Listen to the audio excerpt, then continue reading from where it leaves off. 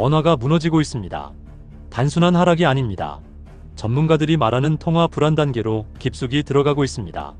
그런데 더 충격적인 건 경고 신호가 계속 켜지고 있었지만 정부는 아무런 대책도 내놓지 않았습니다. 아니, 정확히 말하면 대책을 세울 능력이 없었다는 게 더 맞을 겁니다. 이재명 정부는 원화 약세를 두고 일시적 현상이다, 대외적인 요인이다, 이렇게 말을 돌렸습니다. 하지만 실제로는 전혀 다른 얘기입니다. 투자자들은 한국 경제의 펀더멘털이 약해지고 있다고 판단했고, 정부의 정책 불확실성, 조각난 경제 메시지, 그리고 매번 엇갈리는 발언들이 시장의 신뢰를 무너뜨렸습니다. 지금 벌어지는 폭락은 시장의 불신이 폭발한 결과입니다. 웃긴 건 뭔지 아십니까? 예전에 윤석열 정부 시절에도 환율이 흔들린 적이 있었죠.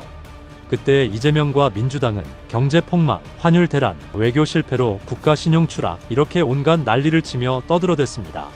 그런데 지금 상황은 그때보다 훨씬 더 심각합니다. 그런데도 이 정부는 조용합니다. 해명도 없고 대책도 없고 책임지는 사람도 없습니다. 말 그대로 침묵의 정부, 부재의 리더십입니다. 환율이 오르면 누구보다 먼저 고통받는 건 서민과 자영업자입니다. 수입 물가가 폭등하고 장바구니 물가는 하루가 다르게 올라갑니다. 기업들은 원자재 가격 때문에 비명을 지르고 유가, 전기, 가스 요금까지 줄줄이 올라갑니다.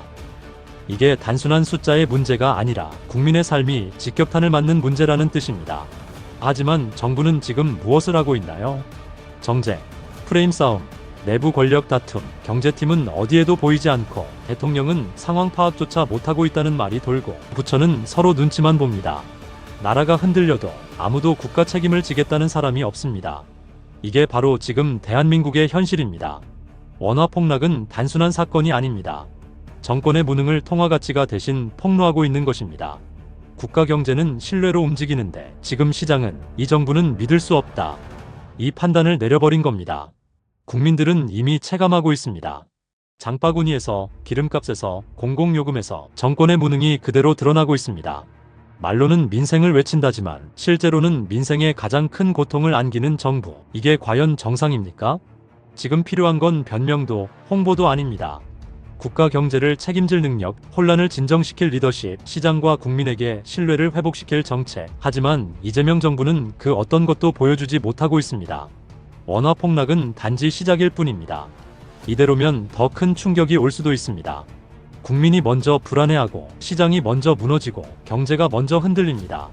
책임지는 정부가 없다는 것, 그것이 지금 한국 경제의 최대 위기입니다. 공감하신다면 좋아요, 구독 부탁드립니다.